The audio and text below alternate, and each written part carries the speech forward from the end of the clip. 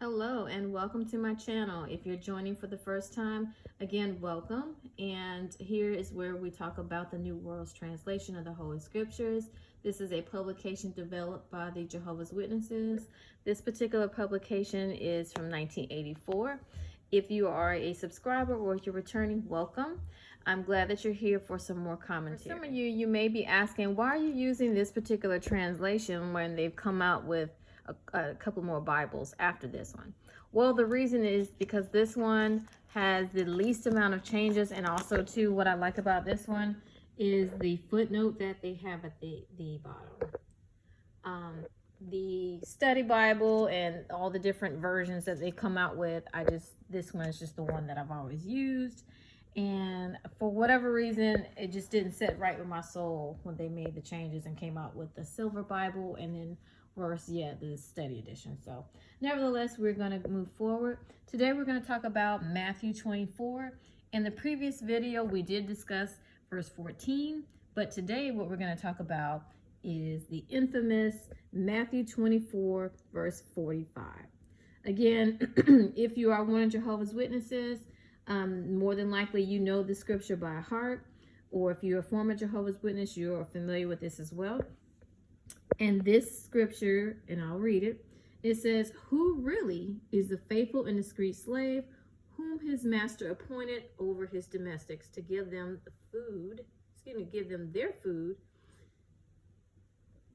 at the proper time." It's so funny that I paused right there because I swear I felt like I had PTSD when I read that. I've heard it so much. So let's actually take a look at that deeply. Let's really kind of break that down, because I feel like most people who are currently Jehovah's Witnesses are bound and chained to the quote unquote society because of this. This is what they use to entrap you. This is what they do to keep you in subjection and submissive, right? They use this particular scripture, okay? Because they want you to know, not to think, but to know that they are the ones who've been appointed by God. They're the slave. They're that faithful slave. They're that discreet slave that has been appointed by God in order to be able to basically tell you what to do and you listen. All right, so let's take a deep dive. The first thing we want to do is we want to take a look at the, cross-reference here. So we've got who is really the faithful, discreet slave. There's a letter L after the word slave. So let's take a look in the second column, and we see down here at the bottom for L, it's 1 Corinthians 4:2. So let's read that and see what that says. So again, we're using the 1984 version of the New World Translation of the Holy Scriptures. And I am looking in 1 Corinthians chapter 4, and I'm reading verse 2, because that was the scripture that it referenced. And it says, "Besides, in this case, what is looked for in stewards is for a man to be found faithful." Okay. Nothing really significant here. It's just that it says kind of what it says, right? But notice you see beside the word stewards, there is a asterisk in the letter T. So let's look down here. All right, in the footnote. So right beside it where it says chapter 4 and verse 2, you see where it says stewards, and then it gives you the Greek version, and I'll show you. I'm right here. House managers. Oh, okay. So a steward is a house manager. All right, if that's not convincing enough, let's look a little bit further. All right, so now remember there was a T beside the word stewards. Again, I'm right here. Let's look and see what that says. So I'm in chapter 4, because this is chapter 3. So chapter 4, let's look at T. All right, and one scripture, great. One scripture, Genesis 24:2. Let's read that. So now I'm in Genesis chapter 24, verse 2. Look right here.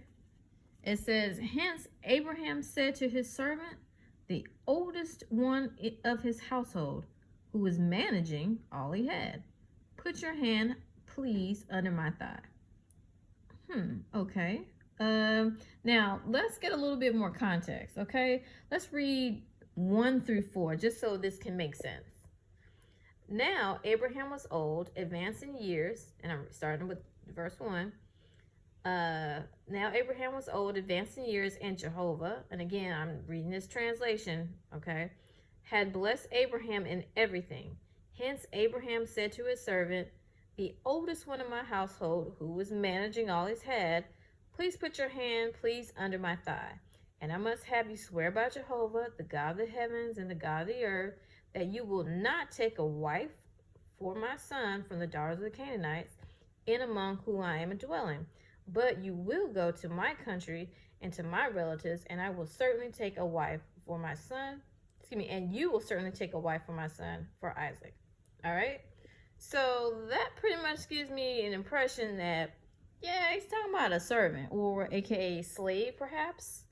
All right, keep that in mind. Let's go back to Matthew. So back at Matthew chapter 24, again, verse 45. And then now let's take a look at what we have for L. So let's go back to L.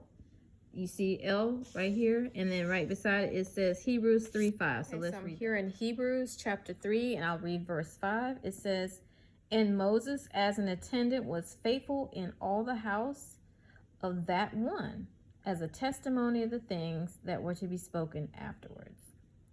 All right, so that's kind of interesting because it says Moses as an attendant.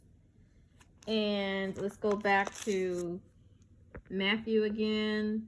It says that it's a discreet slave whom his master appointed over his domestics. And then we talked about in Genesis, Abraham was wait a second. Okay, do you see where I'm going here?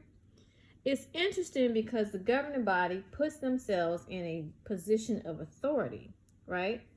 So much to the point where you're literally listening to everything these people say as if they are co-ruling with Christ. I mean, they put themselves right up there with Christ. I mean, they say that they're Christ's heirs. Also, they're part of the bride class. Remember that? Anointed remnant, John class. It's so much stuff that they've kind of given themselves these titles that they clearly haven't earned, but that's pretty much where they position themselves. So they use this one scripture in Matthew chapter 24, verse 45, to basically have the ability to pretty much tell you how to live your entire life, and you just listen. You listening to someone who basically is using this scripture. Now think about it. Let's use our critical thinking skills here. Now, at what point does an assistant or a manager, in a sense where someone's like hired them, someone maybe owns, let's think about it like this way. If you own a restaurant, you hire a manager, or if you own a company and you hire a manager, right, to work for you, or if you're a slave, at what point does that person have more authority than the person that gives them the authority? Do you see where I'm going with this? It doesn't make any sense. It does not make any sense. And let me show you something else. This is super, super important. This is going to bring this all home. One moment, okay? I'm just going to pull up something on my tablet. Okay, so I'm on my tablet. Now, I'm just going to start typing in something because I think this really will be something that some of you may already know this, but some of you may not. And for those of you, again, who are just kind of out here on the web, just trying to get answers, this might be something that might really wake you up, okay?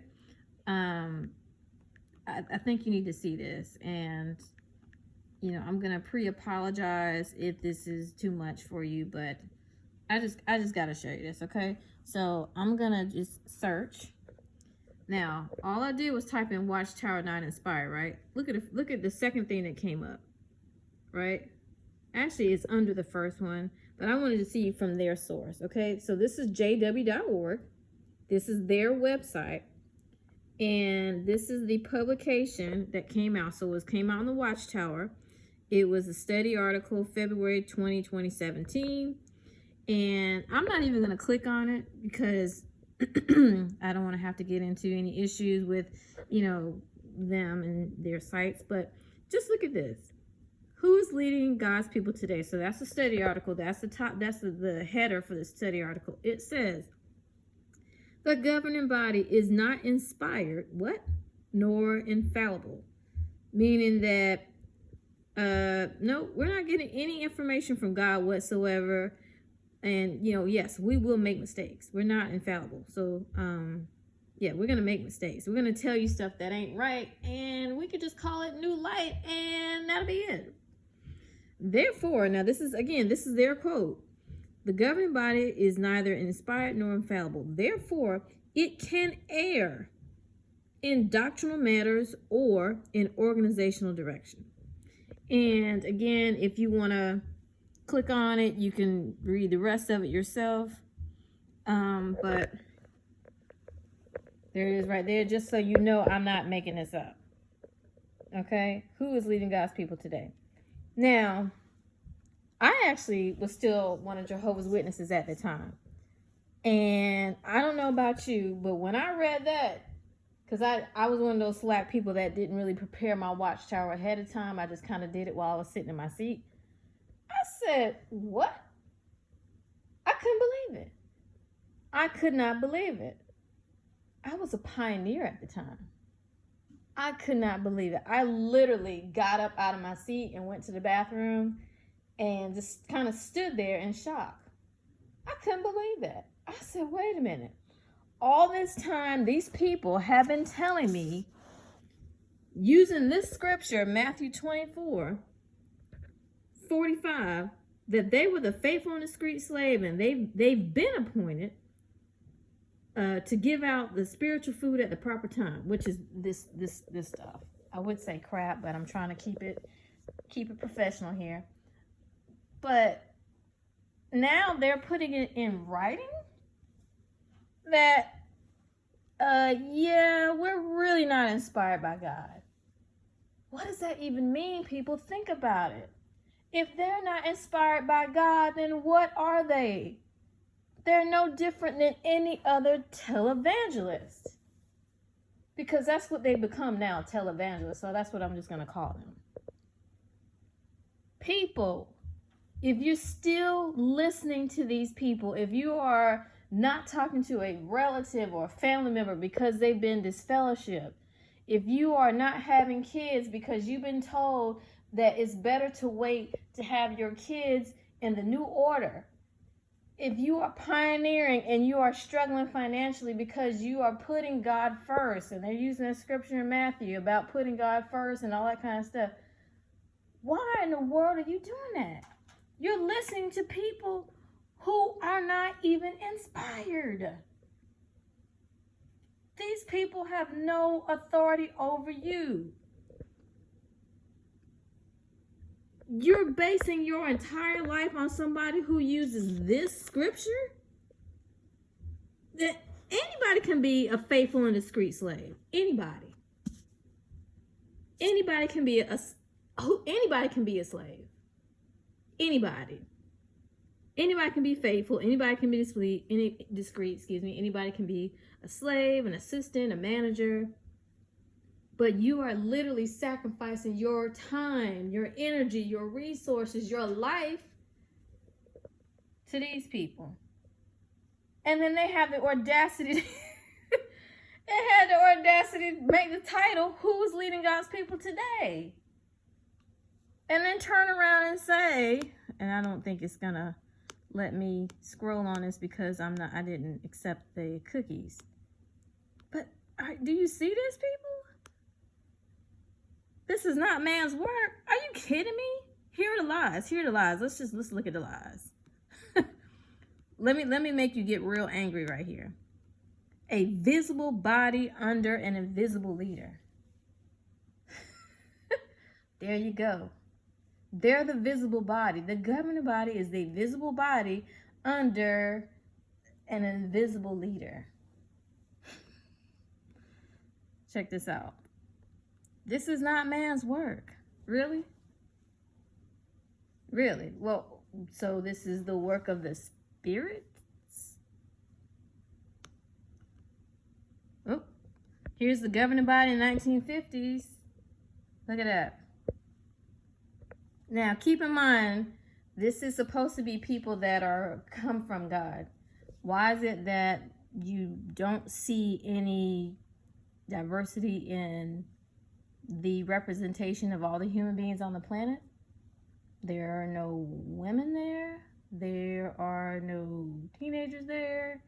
There are no, you know, I'm trying to dance around this, but there's no other cultures there. I don't see anybody from China, any Indonesian people here, no people from India, Africa. I mean, I'm not even going to go on for there.